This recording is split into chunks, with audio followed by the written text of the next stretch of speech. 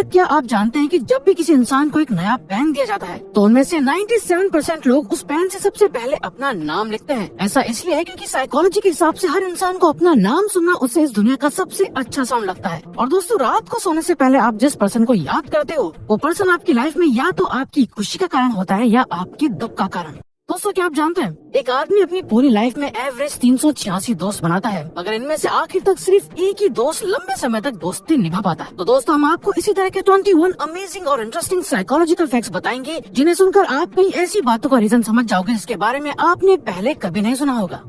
Number 21, human brain एक बहुत ही advance organ है जिसके अंदर सारी इन्फॉर्मेशन सेव रहती है, जिसे हम मेमोरी कहते हैं। माँ के पेट से लेकर मरने तक हमारी लाइफ का हर एक इवेंट हमारे ब्रेन में सेव्ड होता है। लेकिन फैक्ट की बात यह कि ह्यूमन बींग्स चाहकर भी उन सभी मेमोरीज को दोबारा से याद नहीं कर सकते। हाँ, कुछ खास मेमोरीज याद आ जाएं, लेकिन सभी इवेंट्स आपके ब्रेन में मौजूद होने के बावजूद भी उन्हें याद कर पाना इम्पॉसिबल है। नंबर 20, एक इंसान बिना सोए सिर्फ 11 दिन तक ही जिंदा रह सकता है। ह्यूमन बींग्स अपनी लाइफ का 33% टाइम सोते हुए गुजार देते हैं। कुछ लोग ऐसा सोचेंगे कि ये तो बिल्कुल वेस्ट ऑफ टाइम है क्योंकि हम सोते हुए कुछ भी हासिल नहीं कर रहे, लेकिन आपको ऐसा नहीं सोचना चाहिए क्योंकि इसी 33% टाइम की वजह से जो हम सोकर गुजारते हैं हमारा बाकी का 67% टाइम प्रोडक्टिव हो पाता है और आप वो सभी एक्टिविटीज कर पाते हैं जो आप अपनी डे टू डे लाइफ में करते हो। नंबर 19, वर्ल्ड में 19 डिफरेंट टाइप्स की स्माइल होती है, polite, dominance, wistful, flirty etcetera, और इन्हीं में से एक होती है डुशेन स्माइल, जिसे सबसे बेस्ट और हाई स्टैंडर्ड वाली स्माइल माना जाता है। इसी स्माइल को एक जेन्युइन ऑथेंटिक स्माइल भी कहते हैं। एक ऑथेंटिक डुशेन स्माइल आपको ट्रस्टवर्दी, फ्रेंडली और ऑथेंटिक दिखने में मदद करती है। नंबर 18, 20 लाख पार्टिसिपेंट्स पर करी गई एक स्टडी ने किसी भी तरह की एक अच्छी रिलेशनशिप होने के काफी अमेजिंग बेनिफिट्स बताए। एक हेल्दी रिलेशनशिप आपको गुड हार्ट हेल्थ देती है, जिसकी वजह से आपकी लाइफ एक्सपेक्टेंसी इंक्रीज हो सकती है। वही दूसरी तरफ एक टॉक्सिक रिलेशनशिप आपकी हेल्थ पर नेगेटिव इफेक्ट्स डाल सकती है। नंबर 17, दिन भर में हमारे दिमाग में 50,000 से भी ज्यादा थॉट्स आते हैं, जिसमें से 80% थॉट्स नेगेटिव होते हैं, जिनका हमारी डे टू डे लाइफ पर बुरा असर पड़ सकता है। इन थॉट से आप बच नहीं सकते, पर इनको सही जरूर कर सकते हो, अपने आप को बिजी रखकर या ऐसी एक्टिविटीज करके जो आपको खुश करती हैं, या फिर कुछ अच्छा सोचकर। अगर आपको लगता है कि आप ज्यादा ओवर थिंकिंग करते हो या आपको सिर्फ नेगेटिव थॉट से आते हैं, तो अपने आप को सुपर बिजी करके देखो। नंबर 16, आपने नोटिस किया होगा कि कुछ लोग बात करते समय बार बार अपने फेस को टच करते रहते हैं, स्पेशली अपनी नोज को, और हम सोचते हैं कि शायद ये उनकी आदत हो सकती है, लेकिन साइकोलॉजिस्ट के हिसाब से ये एक नर्वसनेस की निशानी हो सकती है। वो इंसान कन्वर्सेशन में कंटिन्यूअसली अनकॉन्शियसली अपनी नोज को टच करते हुए ये सोचता रहता है कि आप उसके बारे में क्या सोच रहे हैं। नंबर 15,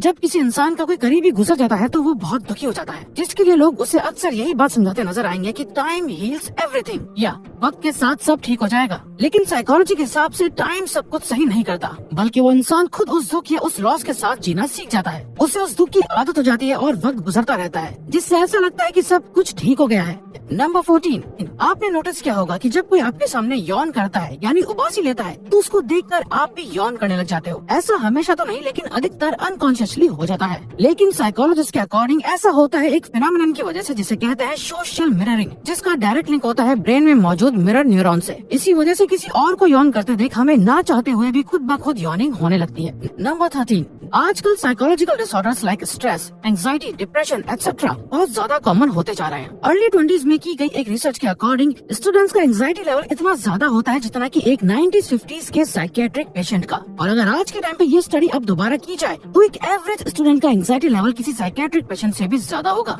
नंबर 12, ये एक काफी अजीब फैक्ट है कि हमारा माइंड, जो हमारी मदर टंग यानी मातृभाषा है, उससे अलग लैंग्वेज में कुछ सोचे तो हमें काफी सही डिसीजन लेने में मदद करता है। ऐसा बहुत सारे रिसर्च में देखा गया है कि आप जब किसी और लैंग्वेज में सोचकर डिसीजन लेते हैं तो आपका माइंड ज्यादातर टाइम सही होता है। इसीलिए अगली बार कोई डिसीजन लेने से पहले उसके बारे में इंग्लिश में सोच के देखना। नंबर 11, हम रेस्टोरेंट्स एंड कैफेज में वेटर्स को किस तरह से ट्रीट करते हैं, ये दिखाता है कि एक्चुअल में हमारा नेचर कैसा है। इस रूल को द वेटर रूल कहा जाता है। इसमें यह देखा जाता है कि दूसरे लोग जो आपकी नजर में सिर्फ वेटर हैं, उन्हें आप किस तरह से ट्रीट करते हैं। आपका नेचर आपकी पर्सनालिटी को डिफाइन करता है, सिर्फ नाम और पैसा नहीं। नंबर 10, जब आप किसी क्यूट पेट, टॉय या बच्चे को देखते हो तो आपका मन उसे दबाने का करता है, पर क्या ऐसा होना नेचुरल है? इस तरह के बिहेवियर को कहा जाता है क्यूटनेस अग्रेशन। न्यूरोसाइंस रिसर्च में देखा गया कि हम पॉजिटिव चीजें देखकर बहुत ज्यादा ओवरवेल्म फील करने लगते हैं, और इन्हीं क्यूट चीजों को देखकर हमारे पॉजिटिव इमोशंस बढ़ जाते हैं, जिसे कंट्रोल करने के लिए हमारा ब्रेन क्यूटनेस अग्रेशन क्रिएट करता है, जो हमारी इस ओवरवेलमिंग फीलिंग को कंट्रोल करती है। नंबर 9,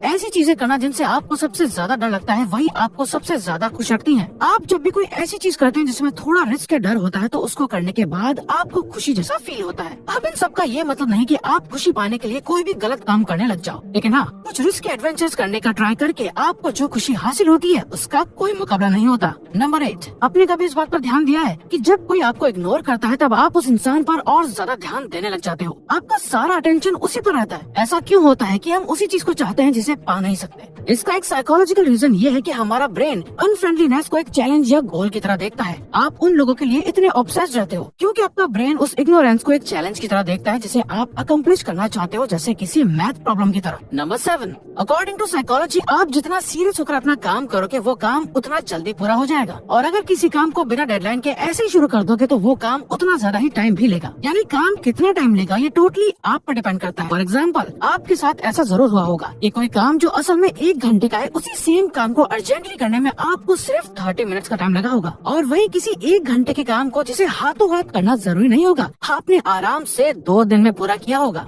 नंबर 6, साइकोलॉजी के हिसाब से जो लोग दिन भर बिजी रहकर अपना काम करते हैं और रात को कोई पार्टी या किसी भी तरह से एंजॉय करते हैं तो उनको ज्यादा दुख नहीं होता कि उन्होंने टाइम वेस्ट किया है, बल्कि अगले दिन वो और भी मोटिवेटेड नजर आते हैं। दूसरी तरफ वो इंसान जो दिन भर अपना टाइम वेस्ट करता है उसे दिन के एंड में बहुत गिल्टी फील होता है कि उसने पूरा दिन कुछ भी प्रोडक्टिव नहीं किया और फिर वो रिग्रेट करता है। नंबर 5, अगर आप चाहते हो कि कोई आपके सामने झूठ ना बोले तो आपको बस इतना करना है कि जब भी आप उस पर्सन से बात कर रहे हो तो उनकी आंखों में देखने के बजाय आपको उनके माथे के बीचों बीच देखना चाहिए। इससे वो अपना थोड़ा बहुत कॉन्फिडेंस खोने लगेंगे और उन्हें लगेगा कि वो अगर झूठ बोलेंगे तो वो पकड़े जाएंगे, और ऐसे में वो झूठ बोलने से रुक जाते हैं, इसलिए इसके चांसेस कम हो जाएंगे कि वो आपके सामने झूठ भी बोल पाए। नंबर 4, हमारी सोच और हमारे दिमाग की सोचने की एबिलिटी हमारे कल्चर पर डिपेंड करती है। सोशल साइकोलॉजिस्ट रिचर्ड निस्बेट ने अपनी book the geography of thought में बताया है कि किस तरह एशियन एंड वेस्टर्न कंट्रीज में मेंटल प्रोसेसेस अलग होते हैं। यानी दोनों कंट्रीज के cultures, philosophy, education and social structure अलग है, जस्ट बिकॉज वहाँ के लोगों को अलग अलग तरह की प्रॉब्लम्स फेस होती हैं। इसी वजह से एशियन कंट्रीज में लोगों की थिंकिंग काफी होलिस्टिक होती है और वहीं वेस्टर्न कंट्रीज की काफी एनालिटिक। अब आप जिस भी तरह के शोज या मूवीज देखते हो उसी तरह से दुनिया को भी देखना शुरू कर देते हो। रिसर्च बताती है कि जो लोग क्राइम, इन्वेस्टिगेशन या इवन ज्यादा न्यूज देखते हैं वो दुनिया में होने वाले सीरियस क्राइम्स को ओवर एस्टिमेट यानी बढ़ा चढ़ा के देखते हैं, और इस तरह के शोज उन्हें ये सोचने पर मजबूर करते हैं कि दुनिया एक बहुत डरावनी जगह है और वो उसमें एक विक्टिम है। जबकि जो लोग कॉमेडी और फैंटेसी जॉनरा देखते हैं उनकी लाइफ काफी पॉजिटिव होती है। नंबर 2, जब भी हमें कोई रूल बहुत स्ट्रिक्ट लगता है या हमें ऐसा लगता है कि हमसे हमारी फ्रीडम छीनी जा रही है तो हम में से अधिकतर लोगों का मन सिर्फ उस एक रूल को नहीं बल्कि हर रूल को तोड़ने का करता है। साइकोलॉजिस्ट इस बिहेवियर को रिएक्टेंस कहते हैं। ये हमें बताता है कि किसी को फोर्स करके अपनी बात मनवाना कभी काम नहीं करता। हम दूसरों की बात तभी मानते हैं जब हमें लगता है कि हम वो काम अपनी मर्जी से कर रहे हैं।